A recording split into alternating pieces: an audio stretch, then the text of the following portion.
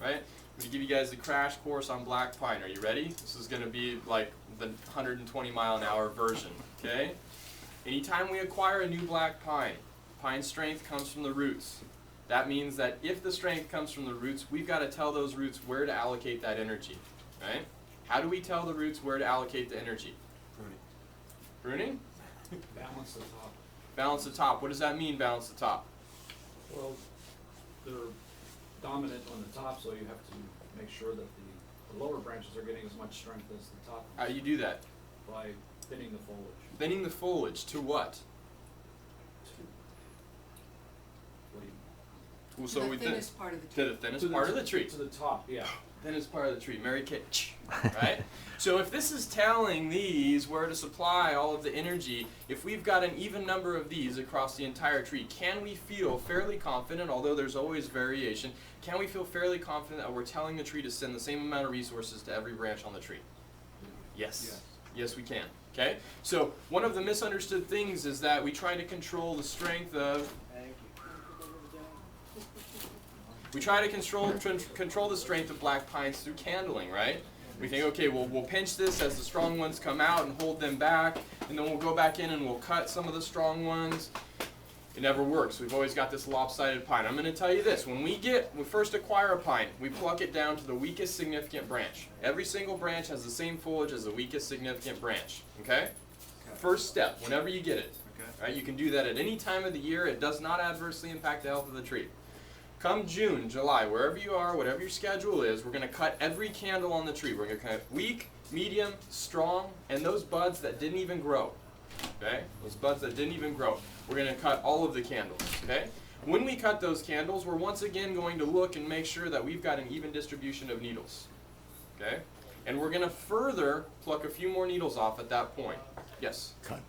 Cut versus pinch needles, or I mean candles. Cut. We're going to cut, leaving just a few millimeters, okay?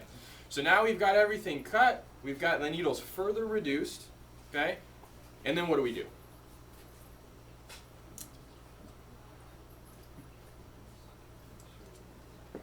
Thought we knew black pines.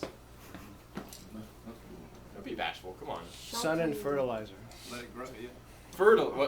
Sun and fertilizer. Sun and fertilizer. So, what is the objective of cutting candles? Why do we cut candles? To reduce the needle size and create adventitious bud break. Okay, shorten needles, shorten internodes, right? Side shoot is that we get buds, right? Back budding. So if we cut the candles for shorter needles, shorter internodes, and we fertilize, what happens? We get some back bud. We get big, long needles and big, long internodes. Oh, that's true. Yeah, that's a piece of work. Ah, okay, all right. Let's pool our knowledge here, right? So we cut candles. Keep it hungry. So we're going to fertilize heavily before we cut the candles, build up its strength. We're going to cut the candles because we want back buds. We don't get back buds if we fertilize after we cut. We get back buds because we've built up nutrition before we cut. Build up nutrition. Heavy fertilizing in the spring, cut candles in June or early summer, stop fertilization. Okay? Shorter needles, shorter internodes. Increase back budding, right? So we've got all of these. One cut site, we get 3, 4, 5 candles coming out of one cut site, correct? That's what we're hoping for. A good strong tree, good push out of new candles. What do we do with those 3, 4, 5 candles? Select two.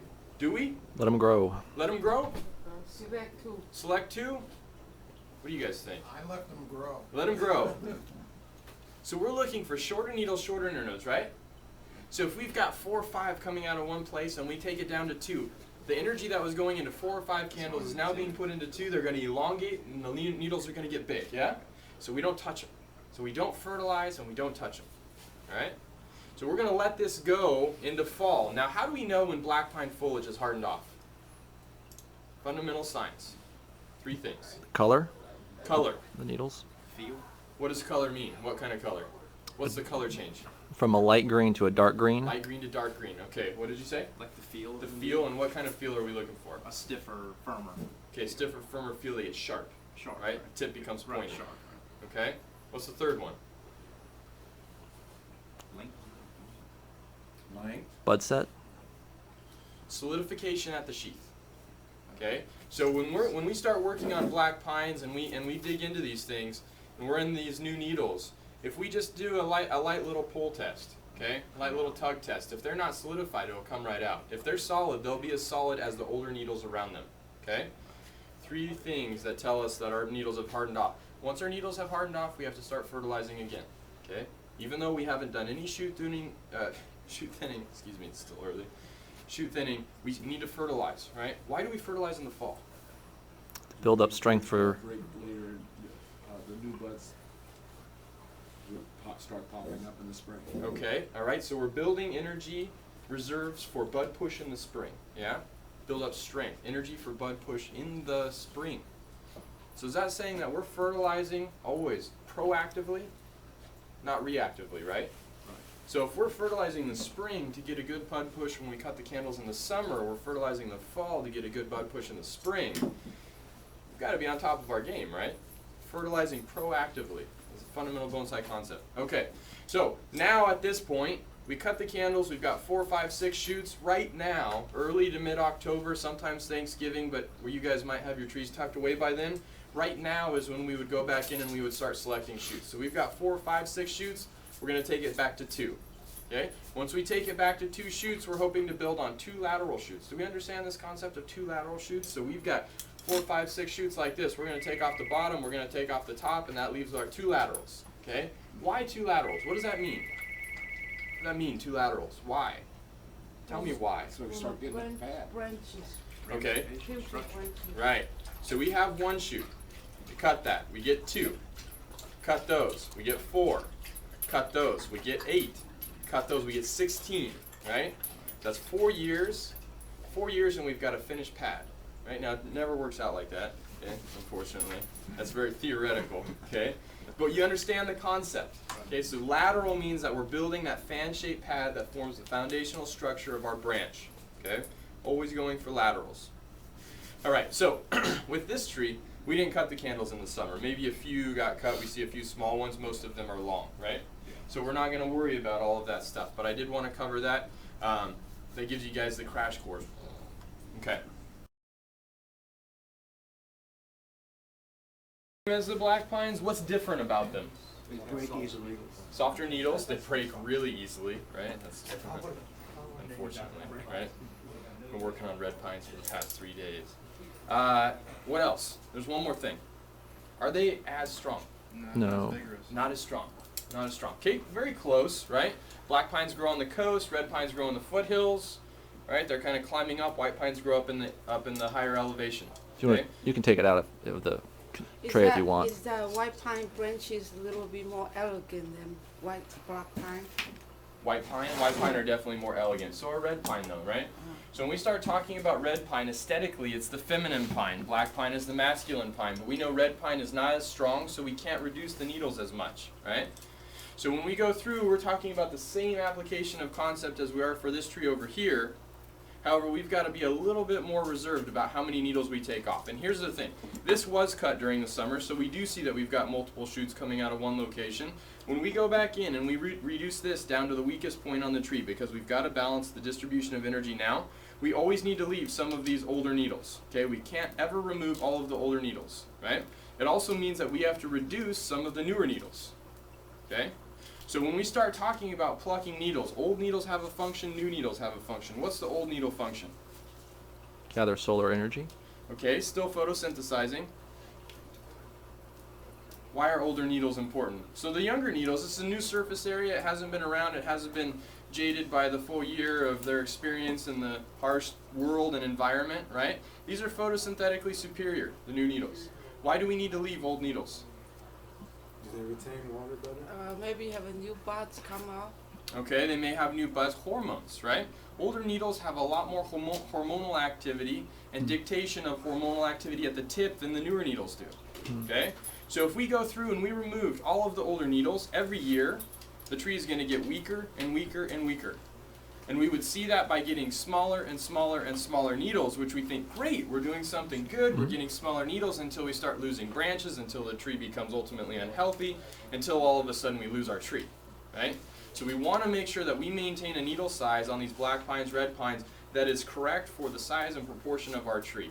We don't want to remove all of the old needles. We do need to remove some of the new ones, okay? Even distribution of foliage across this tree. So we're doing the heavy bin. talk about that. What do we do with white pine? How do we handle white pine? What's the difference between white pine and black pine? White pine and red pine? Single growth, single flush, right? So we can get 2 flushes of growth that will mature in the same year on a red or black. Can't do that on a white. We can't do that on a ponderosa, we can't do it on a lodgepole, we can't do it on a limber. We can do it on a Virginia pine. We can do it on a pitch pine. Scott's. We can, Scots pine would be a single with a lot of buds. How's that? Right? So when we have a single flush growth of pines, how do we handle the candles? Pinching rather than cutting. Extend a little bit and pinch them. Okay, alright. Let them extend and pinch. So there's 2 ways that we handle these candles. Have we talked about this before? Have you guys heard this before? 2 ways you can handle candles on a single flush species. Controlling water and food. What's that? Controlling water and food. Okay, we can control water and food, but say for example we get elongation. There's 2 ways we can handle that. If we have a refined tree, styled, we know what our branch silhouette is supposed to look like, we can pinch, right? We stop that growth as long as we maintain at least 1 or 2 pairs of new needles on that candle that we pinch. We'll get another bud production from that same location the next year. We all know that? Have we all done that? Yeah? No? Okay, so we can pinch, but we have to maintain some portion of this year's newest needles, okay? But if we want to get back budding, say we have a tree that's still in development, it's very long, we don't have back buds, and we're saying these single growth species, if I cut that candle, it's, I eliminate, I kill that branch tip. If we remove that candle fully, that tip is dead, right? It's not going to produce another bud there. So if we let that thing grow, right? Every time a tree grows in the spring, it ingests a significant amount of energy, right? To push out this new growth. If we don't let those needles harden off, we don't reaccumulate that energy. The tree is in the minus for the rest of the year. Does that make sense? It's trying to reaccumulate that energy. So if we let that grow, we let it harden off, we let it reaccumulate energy, and then we cut. Then we get back budding. Okay? So you've got 1 to maintain shape, 2 to generate back buds. Right? Generating back budding. Let the needles harden off. How do you know when the needles have hardened off on a white pine? Same as a black. Touch it. There's one fundamental thing that happens. White pine. Drops its sheaths. The sheaths dry up and fall off. Fall off naturally. At that point, when the sheath falls off, you know you're not going to have elongation anymore. Right? Hardened off. Okay? All right. Who's next?